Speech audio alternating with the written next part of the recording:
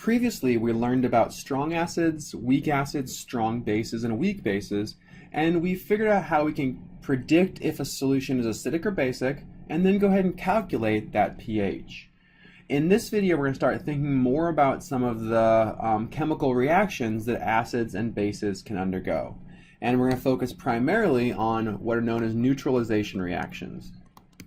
Okay, so neutralization, like the name suggests, just means neutralizing an acid or a base. So in general, if we're talking about, let's say, neutralizing a strong acid, we can start with hydrochloric acid, and to neutralize this, we would add a strong base. So to this solution, we would add sodium hydroxide.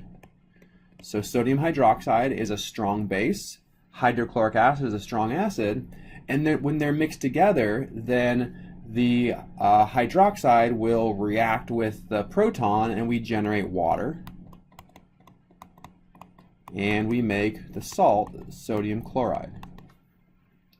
Okay, so this neutralization of a strong acid is done by sodium hydroxide. And really, whenever we're talking about an acid, whether it's a strong acid or a weak acid, when we neutralize it, what that means is react it with a strong base to convert it to water. So if we kind of think about this happening, so here I'm drawing out a flask, and let's say this flask contains some hydrochloric acid, right? So that's what our reaction is here. It's in the flask. And we're going to add sodium hydroxide dropwise to this solution. So the sodium hydroxide is an orange here. This is the idea. So we are adding our base to our acid, and as we do that, we create water and sodium chloride. And eventually, we're going to get to a point where we've completely converted all of the hydrochloric acid to water. So it's perfect neutralization. Okay? And this perfect neutralization comes when the amount of hydroxide we've added is equal to the original amount of hydrochloric acid that we had. And in chemistry, there's a special term that we use. This is called the equivalence point. The equivalence point is defined as the point where the amount of hydroxide added equals the amount of hydrochloric acid. Or put another way, the moles of hydrochloric acid equal the moles of sodium hydroxide that we've added. So the idea here is that if these two moles are the same, so if let's say I have 1 mole of hydrochloric acid and I have 1 mole of sodium hydroxide, I have an equal amount of them, so they're going to perfectly neutralize each other. So we're going to end up with exactly 1 mole of water made and exactly 1 mole of sodium chloride made. Okay, so 100% of the acid is reacted with the base, and we don't have any of either left over. So at this point, when the moles of hydrochloric acid added are equal to the moles of sodium hydroxide, that's the equivalence point. And since our products are water and sodium chloride, we would expect this to have a pH equal to 7, because water is not an acid or base, and neither is sodium chloride. So for a neutralization reaction of hydrochloric acid with sodium hydroxide, we would expect the equivalence point to be where the pH is equal to 7. Okay, let's see a very basic approach to calculating how much sodium hydroxide we need to add to a solution of hydrochloric acid.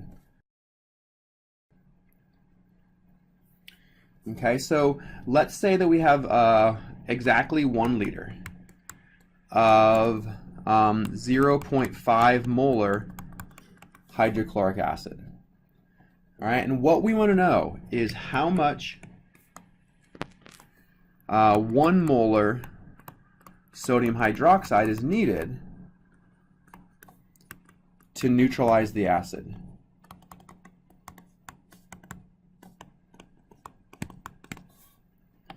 Okay, so neutralization comes when we've reached the equivalence point, right? When the pH is 7, that's going to happen at the equivalence point. which means we need to figure out how many moles of hydrochloric acid we start with, right? That's in here. We need to figure out how many moles of hydrochloric acid we have so that we can figure out how many moles of sodium hydroxide we need. Once we've done that, then we can figure out the volume of sodium hydroxide. So let's break this down. So step number 1 is how much HCl do we have? And then step 2 is moles of HCl equals moles of NaOH. And then our third step is going to be use the moles of NaOH to figure out the volume of sodium hydroxide. All right, so let's start off with step number 1. How much hydrochloric acid do we have? And this is the information we have about hydrochloric acid. I have 1 liter, 0.5 molar. And I know, so 1 liter, and I know that 0.5 molar means 0.5 moles of HCl per liter. So I have 0.5 moles of HCl. Okay, so the answer to the first part is 0.5 moles. Since these react 1 to 1, right, for every 1 mole of hydrochloric acid, I require 1 mole of sodium hydroxide. The answer to number 2 is also 0.5 moles, because these moles are equal because they react in 1 to 1 stoichiometric equivalence. So then the third step is really similar to the first step, but now I know that I have 0.5 moles of sodium hydroxide, and my goal is to figure out the volume. So I want to cancel out moles and be left with liters, and we're told here that it's 1 molar sodium hydroxide. So that's 1 mole of sodium hydroxide per 1 liter. So moles cancel, and I need 0.5 liters of sodium hydroxide to reach the equivalence point, and that's where the acid has been neutralized.